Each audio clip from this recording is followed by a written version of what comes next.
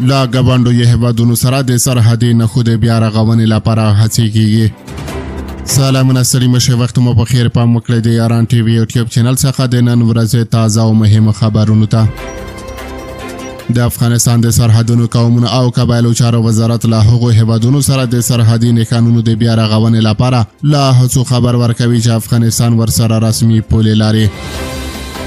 د افغانستان د سرحدونو قومونو او قبایلو چارو وزارت وایي چې لا هغو هیوادونو سره چې افغانستان ورسره رسمي پوله لري د سرحدي نښو د بیا نوي کېدو پر سر خبرې روانې دي.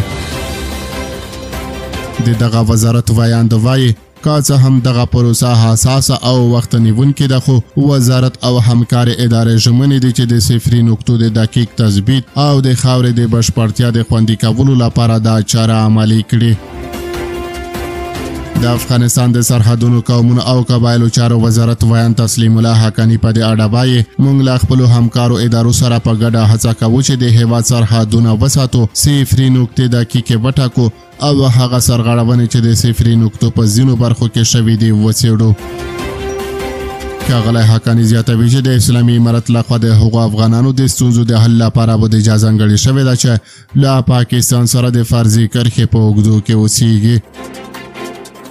په ورته مهال یو شمېر شنونکي وایي چې د تیرو 2 لسیزو جګړو له امله ګاونډیو هیوادونو د افغانستان صفري نقطو په ځینو برخو کې سرغړونې کړي دي او د سرحدي بیا نوي کېدل به دا د ستونزې په حل کې اغېزناک وي. د نظامي چارو شنونکی هادي قریشي په دې اړه وایي په کورنیو چارو وزارت او سرحدونو قومونو او قبایلو چارو وزارتونو کې به اسناد وي. غوره ده چې هغه وکتل شي چې په پولو کې چې کوم اقدامات کیږي له هغې سره دواړو لوریو ته کوم تکلیف ونه رسیږي. د سیاسي چارو یو بل شنونکی جنت فهیم چکري هم وایي مخکې ځینې ځمکې او ځایونه غصب یا نیول شوي وو، خو اوس دغه سیمې مشخصې کیږي او دا یو غوره اقدام دی چې دواړو لوریو ته موضوع په ډاګه شي.